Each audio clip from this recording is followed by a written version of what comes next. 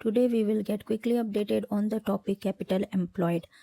तो इसका फोकस सबसे पहले गुडविल और शेयर्स में क्या रहता है। देखो, गुडविल में हम इसे प्रॉफिट के हिसाब से देखते हैं और शेयर्स के केस में हम इसे इक्विटी शेयर्स के हिसाब से देखते हैं। मतलब इसका दो अप्रोच होता है, एक एसेट्स का, एक इक्विटी का। एसेट्स में हम एसेट्स माइनस लाइबिलिटी करते हैं, इक्विटी अप्रोच में हम इक्विटी, शेयर कैपिटल, रिजर्व, ये सारी चीज़ें लेते हैं।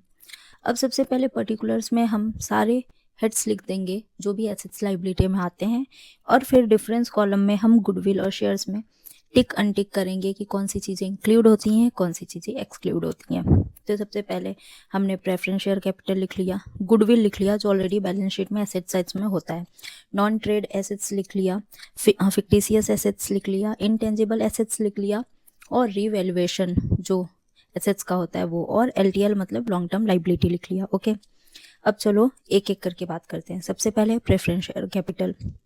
गुडविल की कैलकुलेशन के टाइम इसे हम एज अ लाइबिलिटी कंसीडर करेंगे या नहीं करेंगे? हम इसे करेंगे एज अ लाइबिलिटी कंसीडर, और इसे हम माइनस करेंगे, लेकिन हम इक्विटी शेयर्स में इसे इंक्लूड नहीं करेंगे। इक्विटी शेयर कैपिटल में बस इक्विटी को ही हम कंसीडर करते हैं। इसके बाद गुडविल जो एग्जिस्टिंग है बैलेंस शीट में, हम गुडविल के केस में इसे इंक्लूड नहीं करते हैं, शेयर्स के केस में करते हैं अगर क्वेश्चन में बोला हुआ है मार्केट वैल्यू पे। नॉन ट्रेड एसेट्स को भी हम गुडविल के केस में नहीं करते हैं, शेयर्स के केस में इंक्लूड करते हैं।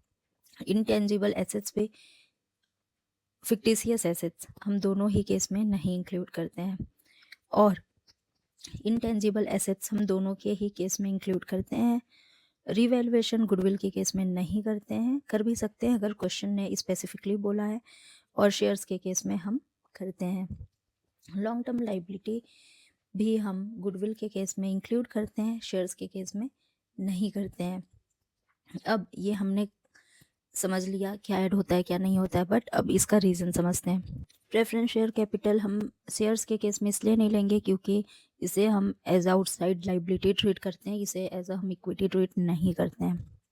इसके बाद गुडविल जो एग्जिस्टिंग है, एसेट नहीं, एक्चुअल एसेट नहीं है।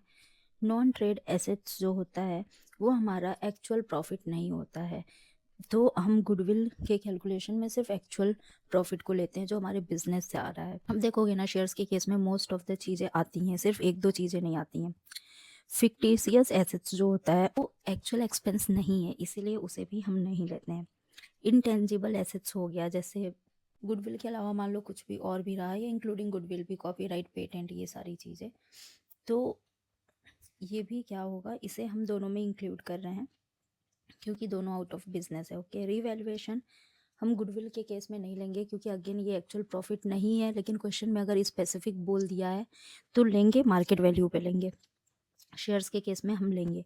लॉन्ग टर्म लाइबिलिटी जो होती है उसे हम गुडविल के केस में लेंगे, शेयर्स के केस में नहीं लेंगे क्योंकि ये लाइबिलिटी है, और शेयर्स के केस में हम उनका ओनरशिप लेते हैं, लाइबिलिटी नहीं लेते हैं, तो इसीलिए इसे हम शेयर्स के केस में नहीं लेंगे। Hope this video is helpful. ये कुछ मेजर चीज़ें हैं जो हमें बहुत कंफ्यूज करती हैं capital employed in case of goodwill and shares. That's all for today. Let me know if you want any more such video.